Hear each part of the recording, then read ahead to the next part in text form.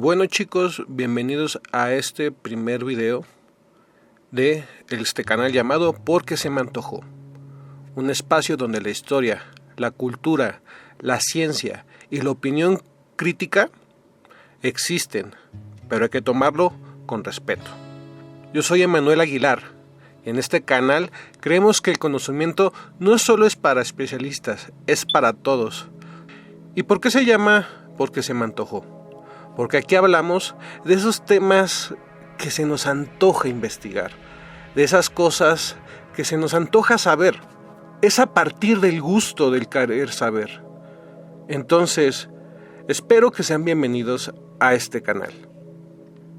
Y hoy, por este antojo de conocimiento, nos llevan a un cierto lugar que me gustaría introducirles, que se encuentra en el corazón de la Ciudad de México, Tlaxcuaque. En el centro de la capital, Tlaxcuaque no solo fue un punto estratégico de tránsito, también fue un símbolo del poder político que se ejercía sobre la sociedad. Estaba al alcance de todos y a la vista de nadie. Una paradoja que refleja muy bien cómo funcionaba la represión en México. Quizá, si caminas hoy por ahí, veas una plaza con bancas, árboles, el ruido cotidiano de la ciudad, pero hace apenas unas décadas, bajo ese mismo suelo, existió uno de los centros de detención clandestinas más temidos de México. Este contraste entre lo visible y lo oculto ha sido estudiado por sociólogos. Los espacios de tortura muchas veces se camuflan en sitios comunes para que la sociedad no pueda sospechar. Eso hacía más difícil denunciarlos y más fácil normalizar el silencio. Este episodio nos llevará a recorrer la historia de la Policía Secreta Mexicana, la Dirección Federal de Seguridad, por sus siglas DFS, y cómo junto con otros grupos se convirtió en un engranaje central de la represión del Estado. Veremos su papel en la matanza del 2 de octubre de 1968 y hablaremos de los sótanos de Tlaxcuaque, de las nomenclaturas de los grupos involucrados y de cómo este lugar pasó de ser un espacio de miedo a convertirse en un símbolo de memoria. Es importante detenernos en esas siglas, DFS, Dirección Federal de Seguridad, creada oficialmente para proteger la nación, pero su verdadero rol fue vigilar, infiltrar, neutralizar opositores. Otro término es la BPRI, Brigada Político-Social, que operaba dentro de la política capitalina. Y cuando hablemos de FEMOSP, nos referimos a la Fiscalía Especial para Movimientos Sociales y Políticos del Pasado, creada hasta el año 2001 para investigar estos abusos. Explicar estas nomenclaturas nos permite entender quién hacía qué dentro de este engranaje. A simple vista es una plaza cualquiera. La gente camina, los autos pasan y la vida cotidiana transcurre sin interrupciones. Pero bajo mis pies, hace décadas, este sitio fue un sótano del miedo. En testimonios recogidos por organizaciones como Amnistía Internacional, se dice que Tlaxcuaque tenía un olor característico, humedad, encierro y sudor. Un aroma que los sobrevivientes nunca olvidaron. La memoria sensorial es clave en la reconstrucción de estos lugares. Aquí operó la Policía Secreta de México y en sus paredes quedaron marcadas las huellas de la represión, la tortura y el silencio. Y hoy les vengo a explicar esto porque el saber es cuestión de antojos. ¿Qué entendemos por tortura en este contexto? No solo eran golpes o encierro, se aplicaban descargas eléctricas en partes privadas, simulacros de fusilamiento, o sea, se engañaban a los torturados en que iban a ser ejecutados, amenazas contra familiares, así que analiza que amenacen de asesinar a alguien de tus seres queridos, a tus padres, a tus hijos o a alguien que tú estimes mucho. La tortura psicológica era tan devastadora como la física. Casos documentados incluyen a estudiantes que, Después de salir, no podían dormir más de 2 horas seguidas por las pesadillas. Para entender a Tlaxcuaque hay que entender al México del siglo XX, un país que tras la revolución se convirtió en el laboratorio del poder del PRI. Aquí es buen momento para ampliar con un contexto histórico del México del siglo XX. El PRI gobernó más de 70 años como un partido único. Sus pilares de control eran elecciones manipuladas, sindicatos domesticados y represión sistemática. Ese aparato represivo necesitaba brazos especializados, y uno de los más importantes fue la Dirección Federal de Seguridad, por sus nomenclaturas DFS. Fue creada en 1947 bajo Miguel Alemán. Oficialmente protegía la seguridad nacional, pero en realidad funcionaba como policía política. Documentos del Archivo General de la Nación revela que desde 1965 ya tenía más de 2.500 agentes infiltrados en universidades, sindicatos y partidos. Lo interesante es que la DFS tenía vínculos con la CIA en plena Guerra Fría, lo que le permitió adquirir métodos modernos de espionaje y contrainsurgencia. En otras palabras, México no estaba aislado, formaba parte de un tablero internacional de control de disidencia. Durante décadas, el partido fue gobierno, juez y verdugo. El control político se basaba en elecciones arregladas, sindicatos domesticados y un aparato represivo que vigilaba cualquier chispa de disidencia. Los estudiantes y activistas eran considerados amenazas nacionales. Se creó un sistema de vigilancia donde los líderes eran monitoreados. Se infiltraban reuniones y se registraban listas de nombres. Los arrestos eran arbitrarios y muchos de los detenidos desaparecieron durante semanas o meses antes de ser liberados o trasladados a Lecumberri. En 1947 se creó la Dirección Federal de Seguridad, por sus siglas DFS, bajo el mando de Miguel Alemán. Su misión oficial, proteger la seguridad nacional. Su verdadera función, espiar y controlar opositores. En paralelo, la Ciudad de México fortaleció su propia policía secreta, con sede en Tlaxcuaque. Ahora, para entender qué es la Dirección Federal de Seguridad, hay que entender que funcionaba bajo gobernación, y se le llamaba entre comillas secreta porque operaba en la sombra, sin transparencia. Además, hay que tomar en cuenta que reclutaba exmilitares y policías, pero también agentes jóvenes preparados en espionaje. Uno de sus jefes más conocidos fue Fernando Gutiérrez Barrios, considerado el espía mayor. Además, la Ciudad de México tenía su propia policía secreta capitalina, con sede en Tlaxcuaque. Aunque la DFS actuaba a nivel nacional, Tlaxcuaque servía como el brazo urbano de represión. Según documentos del Archivo General de la Nación, en 1965, la DFS ya contaba con más de 2.500 agentes infiltrados en universidades, sindicatos y partidos políticos. La consigna era clara: cualquier voz crítica debía ser identificada y neutralizada. El edificio de Tlaxcuaque tenía oficinas visibles, pero lo importante estaba abajo. Los sótanos se usaron como celdas clandestinas, espacios húmedos, sin luz, donde detenidos eran aislados, golpeados y sometidos a la tortura.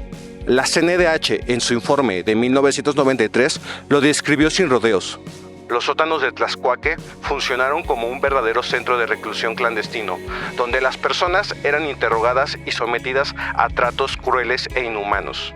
Testimonios recogidos por organizaciones de derechos humanos recuerdan celdas de apenas 2 metros cuadrados, gritos que atravesaban los muros y el olor penetrante de humedad y miedo. Este lugar invisible para la sociedad sería una de las piezas clave en la represión de 1968. Ahora, bajo el contexto de la represión del 68, el mundo ardía. París, Praga, Berkeley. En cada rincón del planeta, la juventud alzó la voz contra el autoritarismo y la guerra. En París, los estudiantes tomaron las calles y las universidades, cuestionaban la educación rígida, el poder del Estado y un sistema económico que los dejaba fuera del futuro. En Praga, miles exigían libertad frente al control soviético en lo que se conoció como la Primavera de Praga. Su sueño de un socialismo con un rostro humano fue aplastado por los...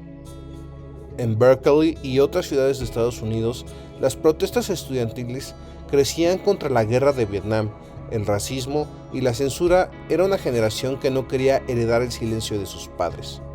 En América Latina, los jóvenes cuestionaban las dictaduras y la desigualdad y la represión militar. Desde Argentina hasta Brasil, las universidades se convirtieron en centros de resistencia.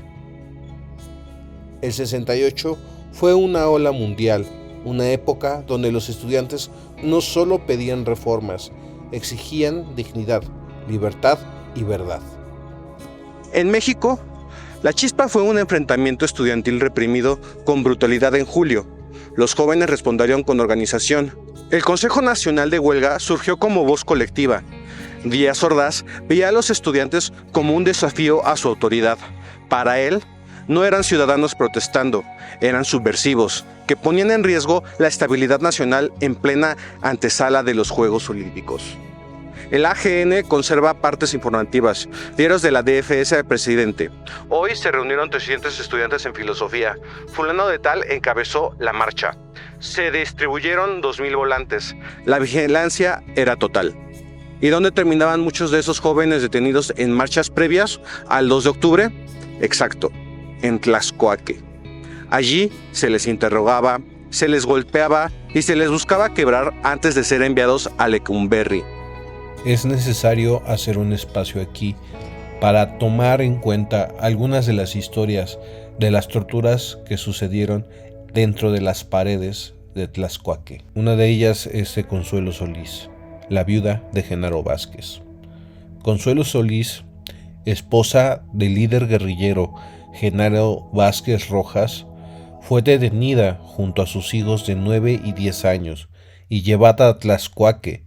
Ella misma relató en entrevista con La Jornada en julio de 2023 que fue aislada, interrogada y torturada para revelar el paradero de su esposo. Nos torturaron a todos en Tlaxcoaque. Escuchaba a mi hija gritar y me decían, cuando escuches eso, es que la estamos torturando. Los calabozos eran celdas frías, sin abrigo. Dormían sobre losas de cemento. Los custodios mantenían luces encendidas las 24 horas para evitar el sueño. El segundo testimonio confirmado es el de María del Carmen Alonso Acevedo, quien tenía apenas 12 años, cuando fue detenida por policías de la Dirección de Investigaciones para la Prevención del Delito, en sus siglas de IPD, organismo no subordinado a la Secretaría de Gobernación. Fue llevada sin orden judicial a Tlaxcoaque. En su testimonio, el Mecanismo de Esclarecimiento Histórico de la Ciudad de México narró que fue golpeada. Era una niña de la calle y no sabía que lo que me hacían era tortura, declaró. Y otra historia que podemos contar es la de Ana Ignacia Rodríguez, conocida como La Nacha, sobreviviente del movimiento estudiantil de 1968. En múltiples foros públicos, entre ellos el realizado por la Secretaría de Cultura de la Ciudad de México en 2022, Rodríguez relató haber sido detenida arbitrariamente y torturada en Tlaxcoaque tras su participación política. Nos tenían incomunicados, nos golpeaban para que firmáramos confesiones falsas. No se trataba de justicia, sino de quebrarnos el espíritu. Su testimonio es fundamental porque vincula directamente a Tlaxcoaque con la persecución política de estudiantes y militantes de izquierda durante la Guerra Sucia. El 2 de octubre es la herida abierta de México. La Plaza de las Tres Culturas se tiñó de sangre cuando el ejército y el batallón Olimpia dispararon contra miles de estudiantes. Pero la masacre no comenzó ni terminó en Tlatelolco. Según la FEMOSP, Tlaxcoaque fue parte de la maquinaria. Los agentes infiltrados identificaban líderes. Los estudiantes detenidos esa noche eran llevados primero a los sótanos de Tlaxcoaque, donde las torturas servían como aviso y como método de información. Un testimonio recogido por Elenia Poniatowska en su libro La noche de Tlatelolco recuerda: me taparon los ojos, me llevaron a un lugar donde todo olía a encierro. Escuchaba gritos de otros, preguntaban nombres, golpeaban hasta que ya no podía responder. Tlaxcuaque fue literalmente el sótano de la matanza. Tras el 68, la represión no se detuvo. Al contrario, se sofisticó. En los 70, el Estado mexicano enfrentó a movimientos guerrilleros como la Liga Comunista 23 de septiembre y nuevamente Tlaxcuaque fue un engranaje del terror. Los sobrevivientes narran choques eléctricos, amenazas de muerte y simulacros de ejecución. El escritor Carlos Montemayor lo describió en 2009. Tlaxcuaque fue símbolo del poder arbitrario del Estado durante más de 2 décadas. Quien entraba ahí lo hacía fuera de toda legalidad. No era cárcel, no era juzgado, era un agujero negro de la represión. No fue sino hasta los años 90 que Tlaxcuaque cerró sus puertas como centro de detención. Tras denuncias públicas y recomendaciones de la CNDH, el gobierno de la ciudad clausuró las celdas. En 1993, la CNDH reconoció a Tlaxcuaque como uno de los 3 principales centros de detención ilegal del país, junto con el campo militar número 1, pero aunque el lugar se cerró, nunca hubo castigo ejemplar contra quienes lo operaron. Hoy, Tlaxcuaque es plaza pública, la iglesia sigue en pie, los autos cruzan, la vida pasa, pero bajo la superficie quedan restos de esos sótanos, donde la memoria aún respira.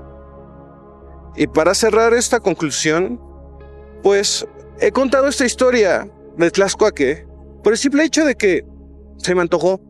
Y no lo digo como capricho, lo digo porque a veces hay antojos que son necesarios, antojos de memoria, antojos de justicia, antojos de preguntas que incomodan.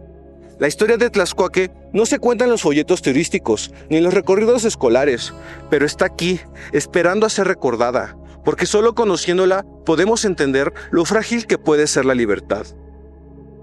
Y pues, si lo que te acabo de platicar te generó ese antojito, ese antojo de conocimiento, de saber, no dudes en darte otra vuelta por mi canal. No dudes también en checar mis redes sociales, porque este no solamente va a ser un canal para temas históricos, también voy a hablar de ciencia y también de opinión pública. Entonces, no dudes en seguirme. Y yo soy Emanuele, y esto es Porque se me antojó. Y recuerda, el saber es cuestión de antojos.